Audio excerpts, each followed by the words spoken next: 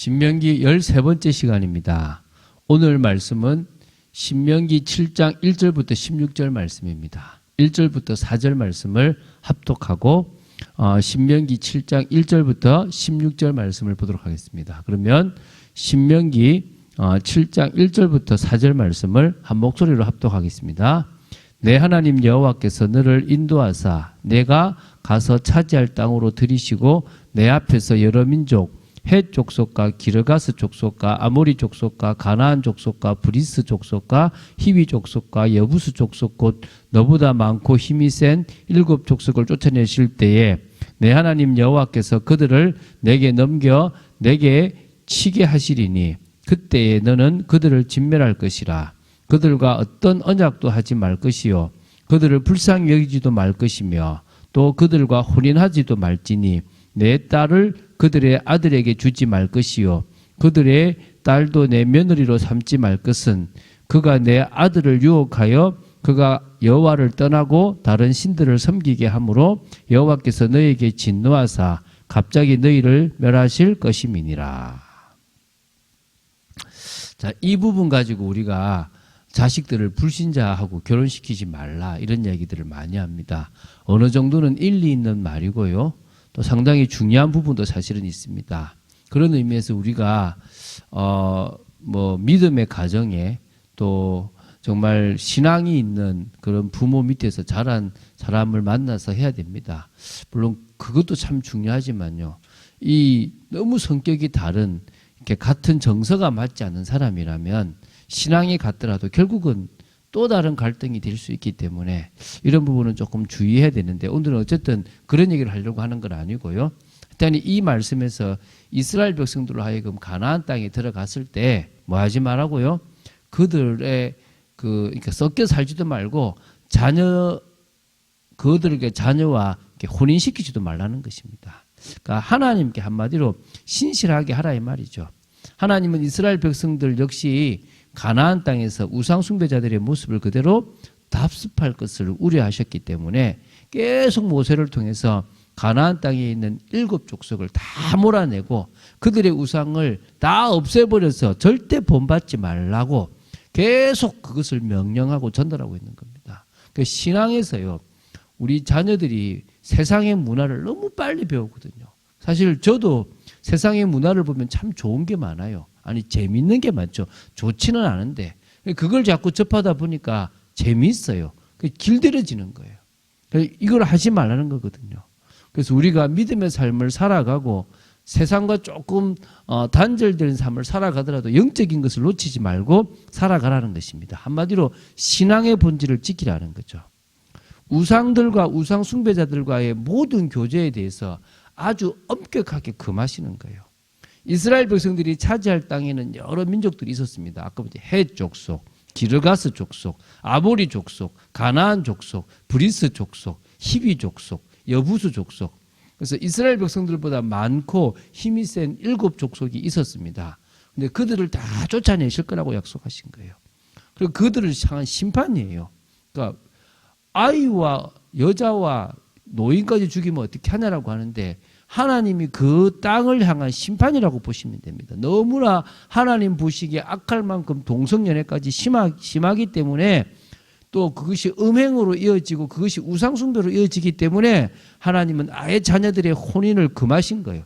딸을 주지도 말고 그들의 딸을 며느리로 삼지도 말라는 거죠. 4절에 혼인을 금한 이유가 나옵니다. 바로 유혹에 넘어가 여호와를 떠나고 다른 신들을 섬기게 될 것이라는 것입니다. 결국 그 우상 숭배 때문에 이스라엘 백성들까지 멸망할 수 있다는 것이 이유인 거죠.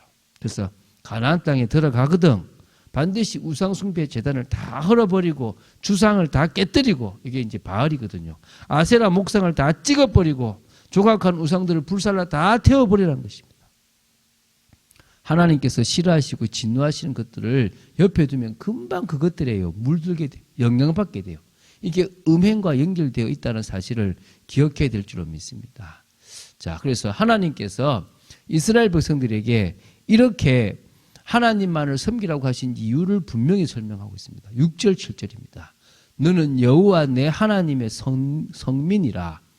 내 하나님 여호와께서 지상 만민 중에서 너를 자기 기업의 백성으로 택하셨나니 여호와께서 너희를 기뻐하시고 너희를 택하심은 너희가 다른 민족보다 수요가 많기 때문이 아니니라. 너희는 오히려 모든 민족 중에 가장 적으니라. 적지만 하나님이 이유 있게 택하셨습니다. 8절에는요. 조상들에게 맹세하신 것을 지키기 위해서 이스라엘 백성을 사랑하고 계시다는 것을 설명하고 있습니다. 그래서 애굽에 고통받고 있는 이스라엘을 속량하셨습니다. 분명히 알 것이 9절부터 10절에 나와요. 자, 잘 보십시오. 그런즉 너는 알라. 오직 내 하나님 여호와는 하나님이시요 신실하신 하나님이시라. 그를 사랑하고 그의 계명을 지키는 자에게는 천대까지 그의 언약을 이행하시며 인애를 베푸시되 그를 미워하는 자에게는 당장에 보응하여 멸하시나니 여호와는 자기를 미워하는 자에게 지체하지 아니하시고 당장에 그에게 보응하시느니라. 믿으시기 바랍니다. 하나님은 신실하시고 공의로우신 분이십니다. 물론 이것은 지금도 유지돼요. 우리가 믿음을 가지면 이 공의로운 하나님의 의가 하나님이 우리 그 믿음을 가지고 의를 인정해 주시고 또 뭡니까? 우리가 하나님의 자녀로서의 축복을 누릴 수 있습니다. 지금은 예수 그리스도를 믿는 믿음 하나로 끝나는 거예요. 이스라엘 백성들이 올바른 신앙을 가졌다면 천대까지 복을 받게 돼 있는 것입니다. 그래서 정말 그 당시 율법을 하나하나 끝까지 지켜야 봤던 이 공의로움이 이 의로 인정받는 이게 지금은 예수님을 믿음으로 말미암아 칭의가 되어졌다는 그 은혜가 넘쳐야 될 줄로 믿습니다. 그러므로 이스라엘 백성들이 할 것은 11절에 나옵니다. 그런즉 너는 오늘 내가 내게 명하는 명령과 규례와 법도를 지켜 행할지니라. 율법을 지키는 신앙의 삶을 끝까지 유지해 나가면 된다는 거예요. 사실 못 지켜요. 하나님은 지키라고 준 게 아니라 그러니까 믿어야 될 이유를 모르기 때문에 이걸 어쩔 수 없이 이스라엘 백성들에게 지키라고 줬습니다. 물론 지키려고 마음 먹는다면 지킬 수 있는 부분들과 못 지켰을 때 되는 그 메시아에 대한 언약까지도 다 사실 주셨는데 눈이 어두워 못 본 거죠. 그래서 사랑을 받게 되고 복을 받고 번성하게 될 것이 이스라엘 백성들입니다. 왜냐하면 그 법도를 지켜 행하면 조상들에게 맹세하신 언약을 지켜 인애를 베푸실 것이고 사랑을 받고 복을 받고 번성하게 된다는 것입니다. 육신의 복이 당연한 거예요. 자녀가 많고 토지 소산과 곡식과 포도주도 기름지고 풍성하고 소와 양을 번식하게 하실 것인 겁니다. 육신적인 것을 채우신다는 거예요. 여기 관심 가질 필요는 없어요. 사람과 가축의 수가 많아지고 모든 질병에서 지키셔서 애굽의 그 악질에 걸리지 않게 하시는 거예요. 그 정말 악질이 있거든요. 그런데 오히려 이스라엘을 미워하는 자에게는 이 악질을 걸리게 하시겠다는 거예요.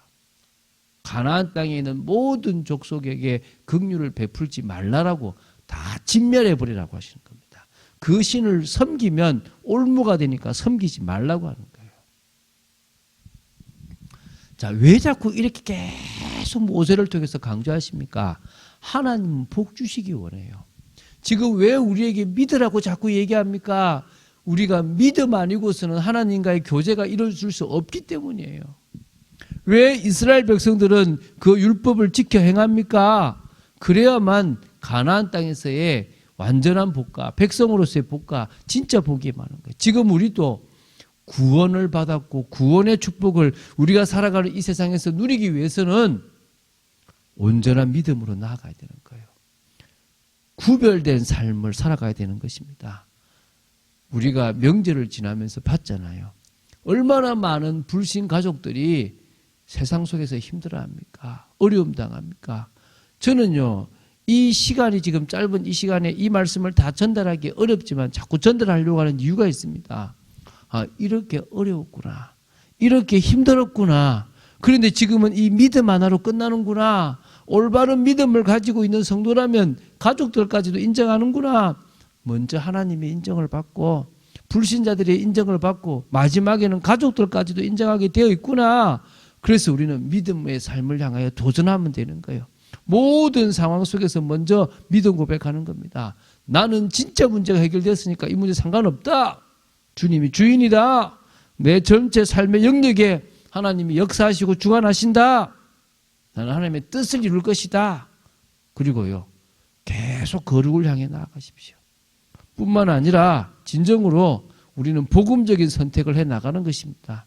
그리고 그 모든 신앙생활을 억지로 하는 것이 아니라, 의무로 하는 것이 아니라 하고 싶은 마음으로 하게 되기 바랍니다. 그 정도로 성령의 역사가 있으면 됩니다. 그래서 우리는 우리 가문을 통하여 하나님께 영광 돌리는 축복이 있어야 될 줄로 믿습니다. 이번 명절에 시간표 잘 보고 오셨습니까? 하나님은 여러분의 가정, 가문이 하나님의 은혜로 살아나기를 원하십니다. 그 일에 우리가 정말 쓰임받고 사실적인 복을 누려야 될 줄로 믿습니다. 그런 귀한 믿음의 사람으로 서야 될 줄로 믿습니다. 그런 응답을 누리는 여러분 되시기를 주 예수 그리스도 이름으로 축원드립니다. 주는 그리스도시요 살아계신 하나님의 아들이심을 고백합니다. 이번 명절을 통하여서도 우리 가정 가문이 주 예수 그리스도를 믿는 것보다 더 중요한 것이 없음을 봅니다. 우리의 후대들까지 믿음을 가지게 하시고 하나님을 만나고 체험하는 귀한 사실적인 일이 일어나게 하시고 이스라엘 백성들에게 늘 규례와 명령을 지키라고 했던 것처럼 저희들은 영적 생활에 치중하는 축복이 있기를 간절히 소원합니다. 주 예수 그리스도 이름으로 기도드립니다. 아멘.